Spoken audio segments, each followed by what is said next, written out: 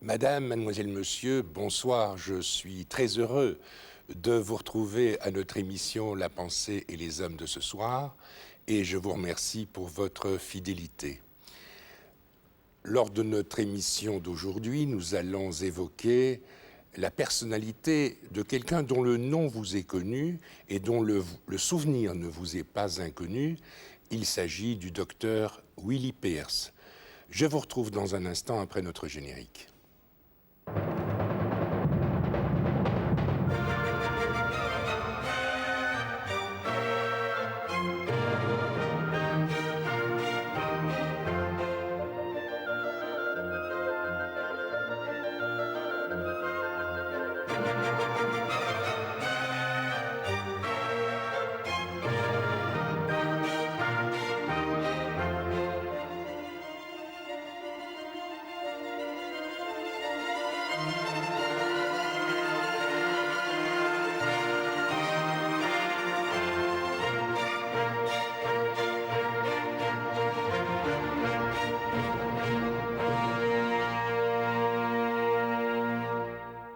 Alors pour évoquer la personnalité et l'action du docteur Willy Pearce, mon invité à l'émission d'aujourd'hui est Philippe Mahou. Vous êtes Philippe Mahou, docteur en médecine. Vous avez bien connu Willy Pearce dans le milieu professionnel. Aujourd'hui, vous êtes sénateur, vous êtes même président du groupe socialiste au Sénat. Alors je le disais d'emblée, vous êtes médecin, vous avez connu Willy Pearce dans le quotidien de la pratique médicale. Qui était-il ? Cet homme qui a combattu pour un certain nombre de thèmes que nous allons évoquer. C'était d'abord un grand humaniste. Un grand humaniste parce que rien de ce qui était humain ne lui était étranger, que c'était un homme de conviction et qu'au quotidien, il voulait appliquer ses convictions. Il a mesuré pendant toute sa vie combien le savoir était important, combien les valeurs d'égalité, les valeurs de justice sociale, les valeurs de liberté, et de manière particulière la liberté pour les femmes, combien ces valeurs étaient aussi importantes et combien mettre ces valeurs en pratique nécessitait au quotidien et avec constance du courage. Et je pense qu'il a mesuré dans son existence que mettre ces valeurs en pratique, ça n'était pas sans risque qu'il a encouru lui-même, puisque comme tout le monde le sait, ou si on ne le sait pas, il faut le rappeler, en fonction de ses idées, de la mise en application de ses idées, il a été incarcéré, il a surtout subi des contraintes de la part d'un pouvoir politique réactionnaire, clérical. Alors, avant d'en venir justement à cette action sur le terrain médical en faveur des femmes, c'était un homme de gauche depuis son adolescence. Il a participé à la résistance et à la résistance communiste. Et lorsqu'il était étudiant à l'ULB, il faisait partie des mouvements étudiants communistes. Donc c'est un homme profondément engagé dans l'action politique, avec une visée sociale particulière. Éminemment engagé dans l'action politique, à travers un engagement communiste, mais un homme libre. Je suis frappé en relisant des textes, y compris ceux qui sont compris dans la plaquette qu'a publiée la Maison de la laïcité de Namur, de voir qu'il avait un engagement politique et en même temps, il avait signé très rapidement la déclaration du libre examen. Alors le libre examen, dans la déclaration qui existait à cette époque-là, ce n'était pas simplement une déclaration d'intention, c'était la liberté de penser, bien entendu, mais c'était aussi l'engagement d'agir en fonction de ses convictions, même si, pour mettre ses convictions en pratique, il fallait braver l'autorité. Vous voyez que c'est à la fois un engagement politique pour des valeurs sociales, les valeurs d'égalité, de liberté, de fraternité, de solidarité, si vous voulez, mais en même temps, ce souci de la liberté, ce souci aussi de faire partager par tous, quelle que soit leur origine, le savoir et le pouvoir.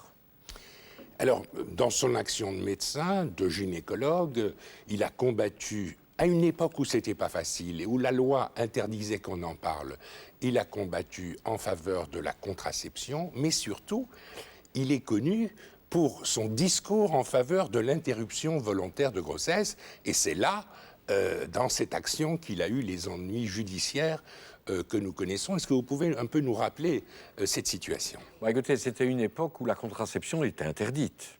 La publicité pour la contraception était interdite. Vous pouvez en parler, pas même à la pensée, les hommes. Il faut se rappeler ce qu'étaient ces époques et peut-être se souvenir de l'histoire, mais en même temps de se méfier que cette histoire puisse se reproduire. Car il existe de par le monde, et parfois même en Europe, des mouvements qui, par rapport à la contraception, par rapport à l'interruption volontaire de grossesse, par rapport au droit de mourir dans la dignité, des mouvements qui combattent ce que nous avons conquis sur un terrain qui est d'abord un terrain sociétal, mais aussi un terrain politique.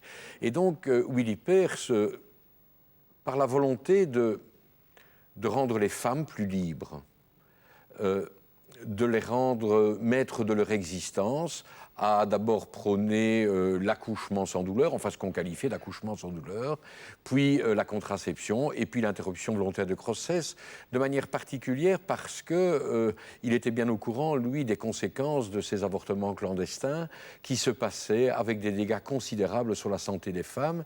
Et donc il a voulu précisément que cette liberté soit rendue aux femmes et que les interruptions de grossesse se passent dans des conditions médicales qui assuraient évidemment la sécurité pour la santé des femmes. Mais il en a pratiqué contre la loi de l'époque, et c'est pour ça qu'il a été poursuivi. Écoutez, à l'époque, un peu provocateur. Écoutez, c'est pas provocateur. Vous savez, quand il y a une loi qui entrave la liberté, que ce soit la liberté de conscience, la liberté de parole, la liberté d'agir, quand dans la population, il y a un sentiment de profonde injustice par rapport à une loi qui existe, je pense que le devoir de tout un chacun, après mûre réflexion, c'est de combattre et éventuellement de se mettre en travers de la loi. Je pense que c'est ce que Willy Peirce a fait, mais il l'a fait dans la volonté claire de venir en aide aux autres et de manière particulière aux femmes. Est-ce que l'on peut aller jusqu'à dire que son action a fait évoluer la loi? Incontestablement. Incontestablement. Avant Willy Peirce, avant son arrestation, tout se passait dans une clandestinité totale, avec les risques que ça représentait. Avec l'arrestation de Willy Peirce, est arrivé à la conscience des responsables politiques le fait qu'il fallait véritablement parler de l'interruption volontaire de grossesse et la dépénaliser. Je dirais qu'en plus, l'endroit où travaillait Willy Peirce, à ce moment-là, était un hôpital qui était un hôpital public. Dans une ville plutôt conservatrice. Qui ne l'a pas toujours été, qui ne le reste pas. Je veux dire que ce n'est pas une étiquette qui est définitive.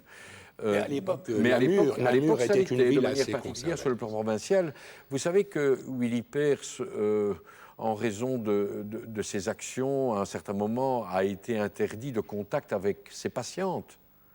Et donc, on lui a assigné des travaux de laboratoire. Vous savez qu'il a été suspendu d'un jour de pratique parce qu'il avait osé participer à une manifestation qui était une manifestation à objet social et qu'on considérait qu'à ce moment-là, pour un médecin, vous imaginez, participer à une manifestation, c'était à l'encontre de la dignité médicale. Le temps a changé, mais je pense que ce que Willy Peirce nous a montré est extrêmement important, reste très important et est toujours un modèle. Eh bien, je vous remercie infiniment, Philippe Mahou, d'être venu à notre émission d'aujourd'hui. Si nous l'avons fait, c'est parce que la Maison de la laïcité François Bovesse de Namur a publié un fascicule intitulé « Willy Peirce, un humaniste wallon ». Je vous remercie pour votre présence à notre émission d'aujourd'hui. Madame, mademoiselle, monsieur, merci beaucoup, à très bientôt et bonne nuit.